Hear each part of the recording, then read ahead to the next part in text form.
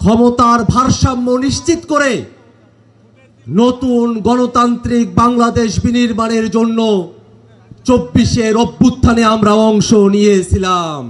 বাংলাদেশে শুধু নির্বাচন দিয়ে এদেশের গণতন্ত্রকে সুরক্ষা দেওয়া সম্ভব নয়। এদেশের গণতন্ত্রকে সুরক্ষা দিতে হলে নির্বাচনের পূর্বেই মৌলিক সংস্কার বাস্তবায়ন করতে হবে।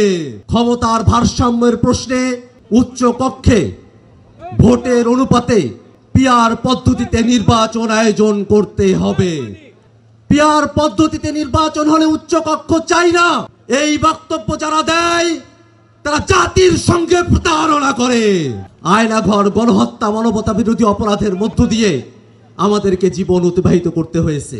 এই বাংলাদেশের মুসলমানরা তারা সংখ্যায় বেশি হলেও অধিকার এবং মর্যাদার প্রশ্নে অপরায়ণ করে তাদেরকে সংখ্যা লঘুর থেকেও ছোট করে রাখা হয়েছে। ইসলাম পালনের ন্যূনতম অধিকার বাংলার মানুষকে তারা দিতে চায় নাই। এই বাংলাদেশে ধর্ম পালনের কারণে কোনো মানুষের প্রতি আর কোনো জুলুম আমরা হতে দেব না। এদেশের মুসলমান, হিন্দু, বৌদ্ধ, খ্রিস্টান সকল ধর্মের মানুষ সকলে শান্তিতে বসবাস করবে। জুলাই অভ্যুত্থানে এটাই আমাদের প্রত্যাশা।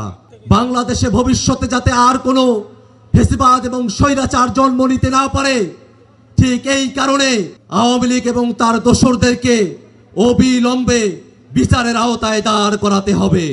রাজনৈতিক দলগুলোকে আলোচনার বাইরে রেখে অন্তর্বর্তীকালীন সরকার এই সিদ্ধান্ত নিতে পারে না। জুলাই সনদ এবং জুলাই ঘোষণাপত্র নিছক কোনো ইতিহাসের দলিল না হয়ে বাংলাদেশের মানুষের মুক্তির সনদ সেখানে লিপিবদ্ধ থাকতে হবে। মৌলিক সংস্কারের ভিত্তিতে জুলাই সনদ প্রণয়ন করে সেটাকে সুরক্ষা দিয়ে বাস্তবায়নের জন্য লিগ্যাল ফ্রেমওয়ার্ক অর্ডারের মধ্য দিয়ে এলএফও করে সেটাকে বাস্তবায়ন করতে হবে। বাংলাদেশের মানুষেরা নতুন একদিনের প্রত্যাশা করে, যে নতুন দিনে বাংলাদেশের ফ্যাসিবাদ বিরোধী সকল পক্ষ ফ্যাসিবাদের বিরুদ্ধে বাংলাদেশের স্বাধীনতা সার্বভৌমত্বকে রক্ষায় একযোগে কাজ করবে। এই আহ্বান জানিয়ে জাতীয় নাগরিক পার্টি এনসিপির তরফ থেকে আপনাদেরকে শুভেচ্ছা জানিয়ে আমি আমার বক্তব্য শেষ করছি। ইনকিলাব জিন্দাবাদ।